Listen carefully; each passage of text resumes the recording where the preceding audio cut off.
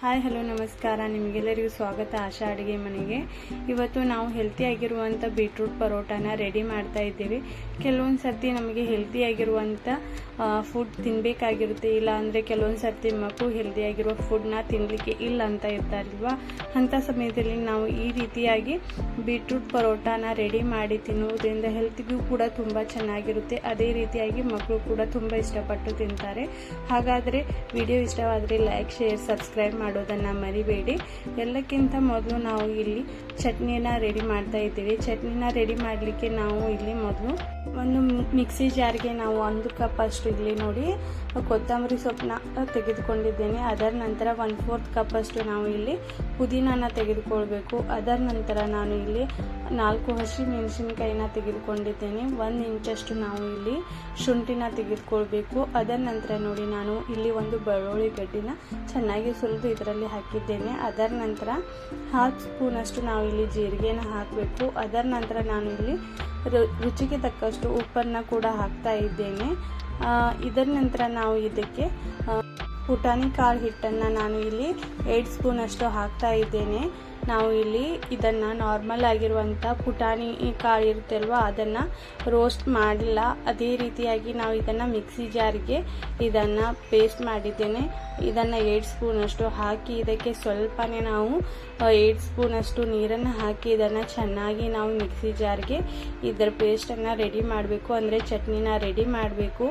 ಇಲ್ಲಿ ನೋಡಿ ನಾನು 1/2 ಲೆಮನ್ನ ಇದರಲ್ಲಿ ಚೆನ್ನಾಗಿ ಹಿಂಡ್ತಾ ಇದ್ದೇನೆ. ಈ ರೀತಿಯಾಗಿ ಲೆಮನ್ ಹಾಕೋದ್ರಿಂದ ಚಟ್ನಿ ಕೂಡ ತುಂಬ ಟೇಸ್ಟಿಯಾಗಿರುತ್ತೆ. ಅದಕ್ಕೋಸ್ಕರ ನೀವು ಲೆಮನ್ ಕೂಡ ಆಪ್ಷನಲ್ ಇದೆ, ಇದನ್ನು ಹಾಕ್ಬೋದು, ಇಲ್ಲ ಅಂದರೆ ಸ್ಕಿಪ್ ಕೂಡ ಮಾಡಬಹುದು. ಅದರ ನಂತರ ನೋಡಿ ಚಟ್ನಿ ಇವಾಗ ರೆಡಿ ಆಗಿದೆ. ಅದರ ನಂತರ ನಾವು ಇಲ್ಲಿ ಪರೋಟಾನ ರೆಡಿ ಮಾಡಲಿಕ್ಕೆ ಇಲ್ಲಿ ನಾನು ಬೀಟ್ರೂಟನ್ನು ತೆಗೆದುಕೊಂಡಿದ್ದೇನೆ. ಇಲ್ಲಿ ಒಂದು ಬೀಟ್ರೂಟ್ನ ತೆಗೆದುಕೊಂಡು ಚೆನ್ನಾಗಿ ಇದರ ಸಿಪ್ಪೆನ ಸುಲಿಬೇಕಾಗುತ್ತೆ. ಸಿಪ್ಪೆನ ಸುಲಿದ ನಂತರ ನೋಡಿ ಇದನ್ನು ನಾವು ಸಣ್ಣಗಿರುವಂಥ ಪೀಸ್ನ ರೆಡಿ ಮಾಡ್ಕೋಬೇಕು. ಸಣ್ಣಗೆ ಪೀಸ್ನ ಕಟ್ ಮಾಡೋದ್ರಿಂದ ಇದು ಮಿಕ್ಸಿ ಜಾರಲ್ಲಿ ತುಂಬ ಈಸಿಯಾಗಿ ಬ್ಲೆಂಡ್ ಆಗುತ್ತೆ. ಅದ್ರಗೋಸ್ಕರ ನಾನು ಸಣ್ಣಗೆ ಇದನ್ನು ಚಾಪ್ ಮಾಡಿದ್ದೇನೆ. ಈ ರೀತಿಯಾಗಿ ಬೀಟ್ರೂಟನ್ನು ಚೆನ್ನಾಗಿ ಕಟ್ ಮಾಡಿದ ನಂತರ ನೋಡಿ ನಾವು ಇದಕ್ಕೆ ಮತ್ತೆ 4 ಹಸಿ ಮೆಣಸಿನ್ಕಾಯಿನ ತೆಗೆದುಕೊಳ್ಬೇಕಾಗುತ್ತೆ. ಹೆಚ್ಚಿಗೆ ಇದ್ದರೆ ಅಂದರೆ ಒಂದು ವೇಳೆ ಹೆಚ್ಚು ಕ್ವಾಂಟಿಟಿಯಲ್ಲಿ ಮಾಡ್ತಾ ಇದ್ರಿ ನೀವು ಇದನ್ನು ಹೆಚ್ಚಾಗಿ ಹಸಿ ಮೆಣಸಿನ್ಕಾಯಿನ ಯೂಸ್ ಮಾಡ್ಬೋದು. ಇಲ್ಲಾಂದರೆ ಕಡಿಮೆ ಕ್ವಾಂಟಿಟಿಯಲ್ಲಿ ಯೂಸ್ ಮಾಡ್ತಾ ಇದ್ರೆ ಇದನ್ನು ಕಡಿಮೆ ಕ್ವಾಂಟಿಟಿಯಲ್ಲಿ ಹಸಿ ಮೆಣಸಿನ್ಕಾಯಿನ ಯೂಸ್ ಮಾಡ್ಬೋದು. 1/2 ಇಂಚದಷ್ಟು ನಾವು ಇಲ್ಲಿ ಹಸಿ ಶುಂಠಿನ ಹಾಕಿದ್ದೇನೆ. ಅದರ ನಂತರ ನೋಡಿ ಇದನ್ನೆಲ್ಲವನ್ನು ನಾವು ಮಿಕ್ಸಿ ಜಾರ್ಗೆ ಹಾಕಿ ಇದನ್ನು ಚೆನ್ನಾಗಿ ಪೇಸ್ಟ್ ಮಾಡ್ಕೋಬೇಕು. ಈ ರೀತಿಯಾಗಿ ಚೆನ್ನಾಗಿ ನಾನು ಮಿಕ್ಸಿ ಜಾರಲ್ಲಿ ಇದನ್ನು ಹಾಕಿ ಇದಕ್ಕೆ ಮತ್ತೆ 1/2 ಸ್ಪೂನ್ ಅಷ್ಟು ನಾನು ಜೀರಿಗೆನ ಹಾಕ್ತಾ ಇದ್ದೇನೆ. ಅದೇ ರೀತಿಯಾಗಿ 1/2 ಸ್ಪೂನ್ ಅಷ್ಟು ನಾವು ಇಲ್ಲಿ ಉಪ್ಪನ್ನು ಕೂಡ ಹಾಕ್ತಾ ಇದ್ದೇನೆ. ಇದನ್ನು ನೋಡಿ ನಾವು ಹಿಟ್ಟನ್ನು ತೆಗೆದುಕೊಳ್ಳುವಾಗ ಇಲ್ಲಿ ನಾವು ಯಾವುದೇ ರೀತಿಯಾದ ಉಪ್ಪನ್ನು ತೆಗೆದುಕೊಳ್ಳುವ ಅವಶ್ಯಕತೆ ಇರೋದಿಲ್ಲ.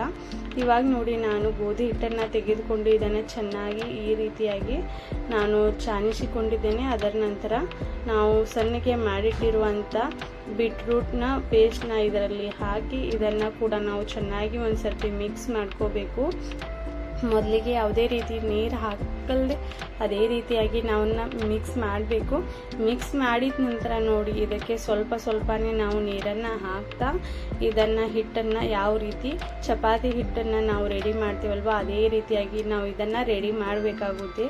ಈ ರೀತಿಯಾಗಿ ನಾವು ರೆಡಿ ಮಾಡಿದ ನಂತರ ನೋಡಿ ನಾನಿಲ್ಲಿ 1 ಸ್ಪೂನಷ್ಟು ಆಯಿಲ್ನ ಹಾಕ್ತಾ ಇದ್ದೇನೆ. ಆಯಿಲ್ನ ಹಾಕಿ ಕೂಡ ಮತ್ತೊಮ್ಮೆ ಚೆನ್ನಾಗಿ ಈ ರೀತಿಯಾಗಿ ಇದನ್ನು ಮತ್ತೊಮ್ಮೆ ನಾದಿ ಹಿಟ್ಟನ್ನು ಒಂದು 10 ನಿಮಿಷವರೆಗೂ ರೆಸ್ಟ್ ಮಾಡಲಿಕ್ಕೆ ಇಡೋಣ. ಅದರ ನಂತರ ನೋಡಿ ನಾನು ಈ ರೀತಿಯಾಗಿ ಯಾವ ರೀತಿ ನಾವು ಮೀಡಿಯಮ್ ಸೈಜಲ್ಲಿ ಚಪಾತಿನ ಮಾಡಲಿಕ್ಕೆ ಯಾವ ರೀತಿ ಉಳ್ಳೆನ ಮಾಡ್ತೀವಲ್ವ ಅದೇ ರೀತಿಯಲ್ಲಿ ಅದೇ ಸೈಜಲ್ಲಿ ನಾವು ಉಳ್ಳೆಗಳನ್ನು ರೆಡಿ ಮಾಡಿ ಇಟ್ಕೊಳ್ಬೇಕು. ಅದರ ನಂತರ ನೋಡಿ ನಾನು ಇದನ್ನು ಚಪಾತಿ ಮಾಡುವಾಗ ಯಾವ ರೀತಿಯಾಗಿ ಸೇಮ್ ಪ್ರೊಸೆಸ್ಸಲ್ಲಿ ನಾವು ಚಪಾತಿನ ರೆಡಿ ಮಾಡ್ತೀವಲ್ವ ಅದೇ ರೀತಿಯಾಗಿ ಇದನ್ನು ರೆಡಿ ಮಾಡಬೇಕು. ಹಿಟ್ಟನ್ನು ನಾದುವಾಗ ಕೆಲವೊಂದು ಸರ್ತಿ ಕೆಲವೊಂದು ಸರ್ತಿ ಬೀಟ್ರೂಟ್ನ ಸಣ್ಣ ಸಣ್ಣ ಪೀಸ್ಗಳು ಕೂಡ ಇದರಲ್ಲಿ ಉಳಿದಿರುತ್ತವೆ. ಅಂಥ ಸಮಯದಲ್ಲಿ ಅದನ್ನು ತೆಗೆದು ಮತ್ತೊಮ್ಮೆ ಚೆನ್ನಾಗಿ ಉಳ್ಳೆನ ಮಾಡಿ ಈ ರೀತಿಯಾಗಿ ನಾವು ಪರೋಟಾನ ಮಾಡ್ಬೋದು. ಇಲ್ಲಿ ನೋಡಿ ಎಷ್ಟು ಚೆನ್ನಾಗಿ ಈ ರೀತಿಯಾಗಿ ಪರೋಟ ರೆಡಿ ಆಗಿದೆ ಅಂತ. ಈ ರೀತಿಯಾಗಿ ನೀವು ಪರೋಟ ಮಾಡಿ ಕೊಡುವುದರಿಂದ ಕಲರ್ಫುಲ್ ಆಗಿರೋದ್ರಿಂದ ಕೂಡ ಮಕ್ಕಳು ತುಂಬ ಇಷ್ಟಪಟ್ಟು ತಿಂತಾರೆ. ಒಂದು ಸರ್ತಿ ಟ್ರೈ ಮಾಡಿ ನೋಡಿ, ತುಂಬಾ ಟೇಸ್ಟಿಯಾಗಿರುತ್ತೆ. ಅದೇ ರೀತಿಯಾಗಿ ಹೆಲ್ತಿ ಕೂಡ ಆಗಿರುತ್ತೆ. ಇದೇ ರೀತಿಯಾಗಿ ವಿಡಿಯೋ ಇಷ್ಟವಾಗ್ತಾ ಇದ್ದಲ್ಲಿ ಒಂದು ಲೈಕ್ನ ಮಾಡಿ, ಶೇರ್ ಮಾಡಿ, ಸಬ್ಸ್ಕ್ರೈಬ್ ಮಾಡೋದನ್ನು ಮರಿಬೇಡಿ. ನೋಡಿ ಇವಾಗ ನಾನು ಯಾವ ರೀತಿ ಚಪಾತಿನ 2 ಕಡೆಯಿಂದ ಚೆನ್ನಾಗಿ ಬೇಯಿಸ್ತೀವಲ್ವ ಅದೇ ರೀತಿಯಾಗಿ ಸೇಮ್ ಪ್ರೊಸೆಸ್ಸಲ್ಲಿ ಇದನ್ನು ಆಯಿಲ್ನ ಹಚ್ಚಿ ಚೆನ್ನಾಗಿ ನಾವು ಇದನ್ನು 2 ಕಡೆಯಿಂದ ಬೇಯಿಸಬೇಕು. ಅದರ ನಂತರ ಇದೇ ರೀತಿಯಾಗಿ ಮತ್ತೊಂದು ಪರೋಟಾನ ರೆಡಿ ಮಾಡ್ತಾ ಇದ್ದೇನೆ. ಇಲ್ಲಿ ನೋಡಿ ಸೇಮ್ ಚಪಾತಿ ಪ್ರೊಸೆಸ್ಸಲ್ಲಿ ಇದನ್ನು ಕೂಡ ಕಂಪ್ಲೀಟ್ ಮಾಡ್ತಾ ಇದ್ದೇನೆ. ಇದು ಮಕ್ಕಳ ಟಿಫಿನ್ಗೂ ಕೂಡ ಮಾಡಿಕೊಡ್ಬೋದು, ಇಲ್ಲಾಂದರೆ ಮಾರ್ನಿಂಗ್ ಬ್ರೇಕ್ಫಾಸ್ಟ್ ಕೂಡ ಇದನ್ನು ರೆಡಿ ಮಾಡ್ಬೋದು. ತುಂಬಾ ಹೆಲ್ತಿಯಾಗಿರುತ್ತೆ, ಅದೇ ರೀತಿಯಾಗಿ ಟೇಸ್ಟಿ ಕೂಡ ಆಗಿರುತ್ತೆ. ಇವಾಗ ನೋಡಿ ಈ ರೋಟಿ ಕೂಡ ಅಂದರೆ ಈ ಪರೋಟ ಕೂಡ ಚೆನ್ನಾಗಿ ರೆಡಿ ಆಗಿದೆ. ಇವಾಗ ಮತ್ತೊಂದು ಸರ್ತಿ ನಾವು ತವೆನ ಬಿಸಿ ಕೂಡ ಆಗಿದೆ. ಇವಾಗ 2 ಕಡೆಯಿಂದ ಚೆನ್ನಾಗಿ ಇದೇ ರೀತಿಯಾಗಿ ಆಯಿಲ್ನ ಹಚ್ಚಿ 2 ಕಡೆಯಿಂದ ಚೆನ್ನಾಗಿ ಬೇಯಿಸಬೇಕಾಗುತ್ತೆ. ಇದನ್ನು ಬೇಯಿಸುವಾಗ ಸ್ವಲ್ಪ ಕೇರ್ಫುಲ್ಲಿಯಾಗಿ ಬೇಯಿಸಬೇಕು, ಯಾಕಂದರೆ ಇದು ಬೆಂದಿರುವುದು ನಮಗೆ ಚೆನ್ನಾಗಿ ಗೊತ್ತಾಗೋದಿಲ್ಲ. ಅದ್ರಗೋಸ್ಕರ 2 ಕಡೆಯಿಂದ ನಾವು ಸ್ವಲ್ಪ ಚೆನ್ನಾಗಿ ಬೇಯಿಸಬೇಕಾಗುತ್ತೆ. ಅದ್ರಗೋಸ್ಕರ 2 ಕಡೆಯಿಂದ ಇದನ್ನು ಚೆನ್ನಾಗಿ ಬೇಯಿಸಿ ಈ ರೀತಿಯಾಗಿ ಹೆಲ್ತಿ ಪರೋಟಾನ ಇನ್ಸ್ಟಂಟಾಗಿ ರೆಡಿ ಮಾಡಿದ್ದೇನೆ. ನೀವು ಕೂಡ ಇದನ್ನು ಮನೆಯಲ್ಲಿ ಟ್ರೈ ಮಾಡಿ, ಅದೇ ರೀತಿಯಾಗಿ ಇದರ ಟೇಸ್ಟ್ ಕೂಡ ಯಾವ ರೀತಿಯಾಗಿದೆ ಅಂತ ಕಮೆಂಟ್ ಮಾಡಿ ಹೇಳಿ. ಇದೇ ರೀತಿಯಾದ ಹೊಸ ಹೊಸ ವಿಡಿಯೋವನ್ನು ನೋಡಬೇಕಂದ್ರೆ ಎಲ್ಲಕ್ಕಿಂತ ಮೊದಲು ನನ್ನ ಚಾನೆಲ್ನ ಲೈಕ್ ಮಾಡಿ, ಶೇರ್ ಮಾಡಿ, ಸಬ್ಸ್ಕ್ರೈಬ್ ಮಾಡೋದನ್ನು ಮರಿಬೇಡಿ. ಇದ್ರ ಜೊತೆ ನೀವು ಹಸಿ ಚಟ್ನಿ ಅಂದರೆ ನಾವು ರೆಡಿ ಮಾಡಿಟ್ಟಿರುವಂಥ ಚಟ್ನಿ ಜೊತೆ ಇದನ್ನು ನೀವು ಸರ್ವ್ ಮಾಡ್ಬೋದು. ಇಲ್ಲ ಅಂದರೆ